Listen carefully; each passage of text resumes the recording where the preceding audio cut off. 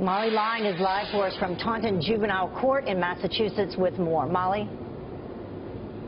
Well, testimony is complete here in the trial of Michelle Carter, as prosecutors allege that she badgered her boyfriend so relentlessly that he killed himself following a series of text and phone calls. Michelle Carter did not take the stand in her own defense. Her lawyers have argued that she was struggling with her own mental health issues and had recently sought care for her eating disorder at one of the area's top psychiatric hospitals. They say the troubled 17-year-old at the time was under the influence of antidepressants at the time of her 18-year-old boyfriend's suicide.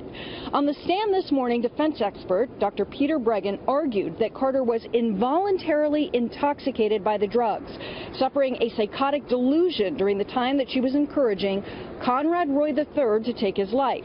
His body was discovered in his pickup truck in July of 2014. He had died as a result of carbon monoxide poisoning. Prosecutors have highlighted a multitude of disturbing texts sent between the two teenagers, arguing Carter's texts show that she aided Roy's research into how to commit suicide, mocked him when he delayed his death, instructed him to follow through, promised to console his family, and then played the grieving girlfriend in the days that followed.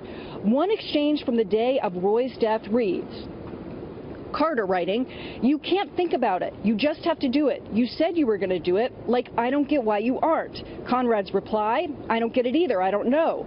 Carter, "So I guess you aren't going to do it then. All that for nothing. I'm just confused. Like you were so ready and determined." Conrad, I am going eventually. I really don't know what I'm waiting for, but I have everything lined up. Citing a revealing text that Carter sent to a friend later, prosecutors allege that as Roy's truck was filling with carbon monoxide as he fled in fear, Carter then told him over the phone to get back in. The defense argues that Carter's words were free speech and that she is not responsible for another troubled teen's actions, that Roy had made several prior attempts to take his own life. Carter's lawyer says that Roy's death was a suicide, tragic and sad, but that it was not a homicide. Closing arguments are slated for later on this afternoon. Carter has waived her right to a jury trial. Instead, the judge is hearing this case. If convicted on that involuntary manslaughter charge, she faces up to 20 years in prison. Heather? All troubling. Molly Line, live for us. Thank you.